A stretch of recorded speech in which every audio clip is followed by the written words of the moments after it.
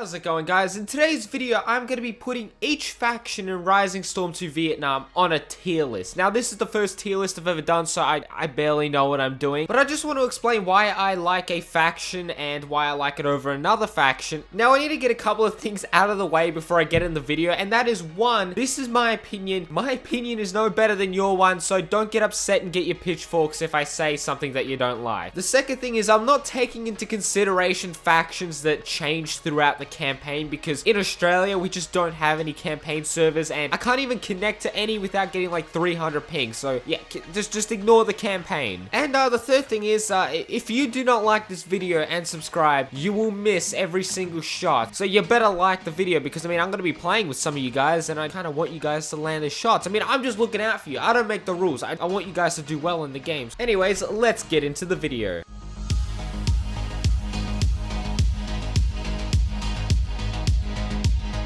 So I want to start off with the northern factions first and get them out of the way, and I want to start off with the PAVN. And I know that a lot of you have played with me or talked to me or just seen some of my older videos, and you'll know just how much I hate the PAVN. And quite frankly, by saying that, I've probably gotten myself banned from going into Vietnam, considering the fact that the army in those types of countries are like #1, and if you say anything bad about them, then I mean, you're not going to be let into the country, or even if you are, you're going to be arrested. Like, seriously, I could say China, I've just been banned. I could say Kim Jong-un and his ancestors.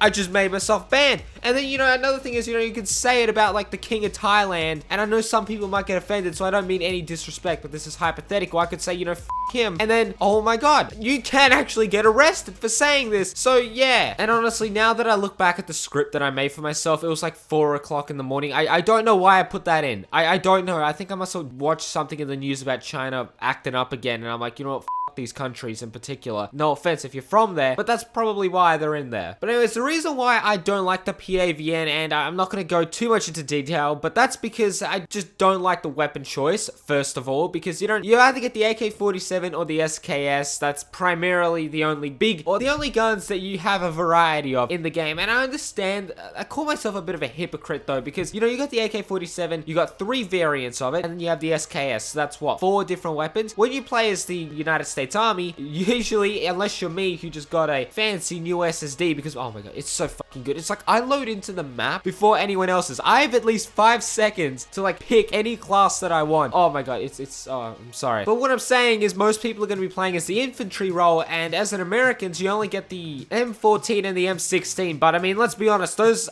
I'd say they're one of the best guns in the game. They are freaking great guns. But I mean, the AK-47 it's not as good as I'd hoped it'd be. It's okay, but it's freaking inaccurate, man. And the SKS, some people like it. Some people do call it an underrated gun, but I mean, I actually do end up using the SKS more than the AK-47s, which is just strange in my opinion. But yeah, overall, you don't have too much of a variety. And another thing is, it's the tan suits. I understand that you can change the uniforms, but I mean, the standard tan suits that the PAVN gets just doesn't make any sense, because I mean, this is Vietnam. This isn't the deserts in Afghanistan. You don't need some like desert looking uniform. You're gonna stand out in the freaking bush. And I mean, at least the NLF got the memo. At least their uniforms are black. But anyways, I'm gonna have to put the PAVN probably in the D or E category. I do not like this faction. Whenever I spawn in a game or a map gets picked where I know the PAVN is gonna be me playing as them, I'm not a happy chappy. But anyways, moving on to the NLF, and I'd have to put it in probably A tier. But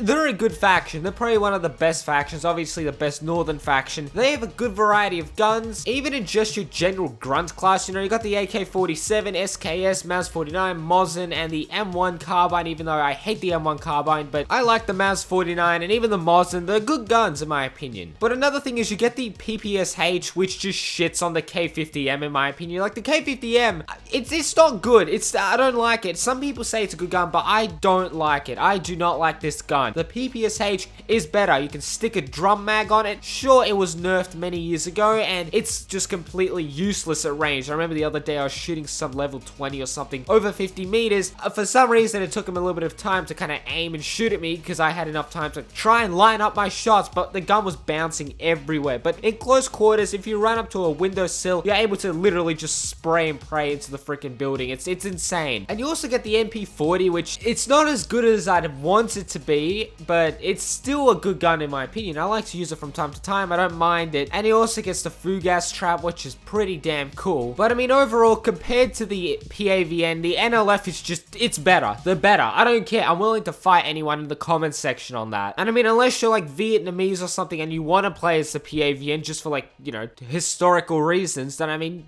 I don't know, that's on you. Alright, so now moving on to the southern factions, and I want to start off with the South Vietnamese, and I have to put them at C, even though we have this like meme, M1 Garand 2OP, antimatter please nerf or whatever. I mean, overall, it's quite evident that the South Vietnamese were just given the leftovers from the Korean War, and I mean, it makes sense, you know, why would the Americans just give them all the fancy and best new equipment? They're gonna give them the old surplus stuff or whatever you call it. I don't even know what surplus means. I think I'm using it correctly. But I mean, overall, they don't get the best weapons. They get the Browning, which isn't good. I don't like it. The Pointman class doesn't get any claymores, and I know some people hate claymores. Well, I like claymores. I just like having them as an option, and you can't get them as a South Vietnamese as a Pointman. But another thing why I don't like them is the combat engineer role. Like, they don't get a flamethrower, for starters, and they don't get any white phosphorus grenades. So no war crimes, not poggers. Not poggers at all. And I mean, it's not good if you don't, you know, have white phosphorus grenades. It's good having it there as an option, and even someone running around as a flamethrower is also good to have. And when you don't have these things, you know, you're sort of at a disadvantage, I'd say, compared to the other Southern forces. Alright, but now moving on to the United States Marines, and obviously some people might not know that there's a difference between the Marines and the Army. I don't exactly know what the difference is in real world applications. I think the Army is just on land, and the Marines, I mean, they do marine and aquatic stuff alongside the Navy. I don't know. I'm not in the Army. But I mean, there are a couple of differences that I want to point out between the two, and that is the first off, they don't get the XM17, and I know that some people would consider this kind of like a minor thing, like it's no big deal, but I mean, when I like to play as Pointman role, okay, and when I'm playing as the Southern Forces, Pointman is usually the role that I like to play as, because the Grenadier class, I'm not good at it, so I don't like to play it, and basically Pointman is just a better version of the infantry class, because you get a secondary, you get traps, smokes, and a decent variety of weapons. But the Pointman, they don't really get too good of weapons or a weapon selection. Like, let's see, you get a shotguns, or the shotguns, they're good. You get the grease gun. I don't like that gun. It's okay, but I don't like it. It feels like a little pea shooter. That's my opinion.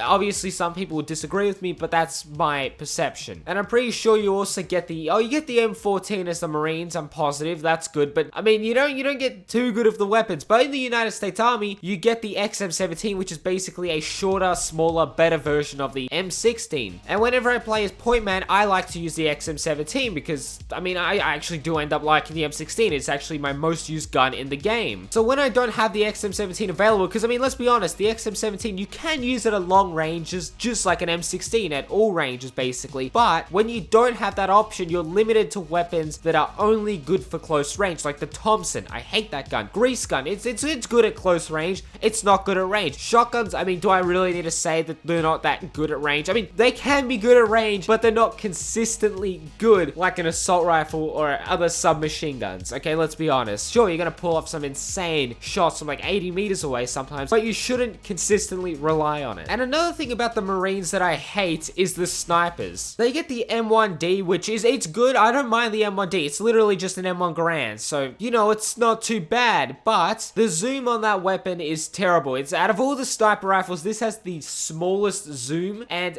it's not too good. It's not a great sniper. It can be good, but I'm not putting it up there as one of the best. And you also get the M40. This is the worst sniper rifle in the game. I don't care what people say. This sniper rifle is terrible. It is a terrible sniper rifle. So this is why I'm probably gonna put the United States Marines at a C tier alongside South Vietnam. I don't like the Marines. I don't like playing as them, but I mean, I might change, like, you know, where the South Vietnamese are. I might notch them down a spot, but I don't know. When I'm editing, I might change my opinion, so that's probably why you're seeing differences on screen. But now we have the United States Army, and I really do like this faction because they have probably one of the best snipers in game, or I'd say some of the best snipers in game, because they are basically an M14 with a scope. That's good. That's really good in my opinion. They are much better than the what's the gun called? The M40. Much better. And I mean, in your Pointman class, you get the XM17 instead of, I think, the Thompson. I'm not complaining. That's good. Well, the only complaint would be that the Pointman role for the United States Marines, you get the M14, but as the Army, you get the M2, which is inferior. It has very, like, the thing about the M2 is that it's decent. It can be good at range and semi-auto, but if you flip the switch to full auto, you can do some serious damage in close quarters. It's actually a pretty freaking good gun, despite the freaking jump everywhere. But I'd have to put the United States Army probably at a B, because I prefer it. That's my opinion. Hey, like, go freaking complain. I don't care. Now I want to talk about the last and final faction, and that is the Australian Army. I'm not going to sit here. I'm not going to ramble on too long. I'm going to put them in the S tier, and just hear me out, right? Hear me out. For starters, they do have a unique variety of weapons. Like, compared to any other faction in the game, they have faction-specific weapons, and I think they're pretty damn cool. Granted, you know, there aren't a whole lot of weapons, but I mean, they are unique compared to anything else in the game. You got the Owen, F1, L1, and L2A1.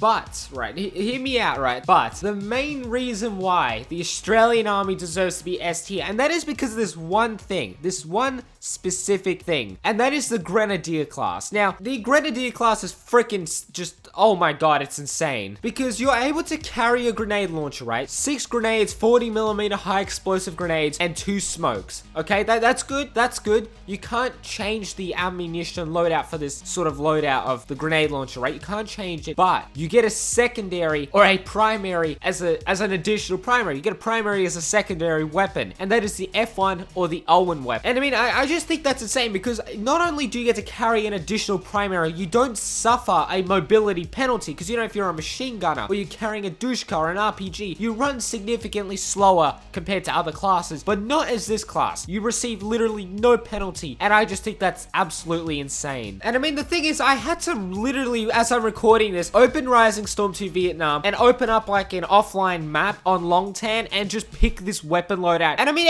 I ran faster than I remember. Look at this. It's just insane. I'm Usain Bolt with a grenade launcher and a primary, a secondary primary. Like, this is insane. Holy shit. And also, I did make a little mistake. I said the Owen and F1, you can actually only get the Owen. But I mean, I like the Owen, so I'm not going to complain about that. This is why the Australian Army is S tier, in my opinion, because of this one primary thing is insane. But anyways, I am going to end today's video there. It was a long one. If you watched to the end of the video, thank you so much. You help out this channel out, like, immensely. You have no idea how much you help me out. Anyways, I really appreciate you guys, and I will catch you guys in the next video.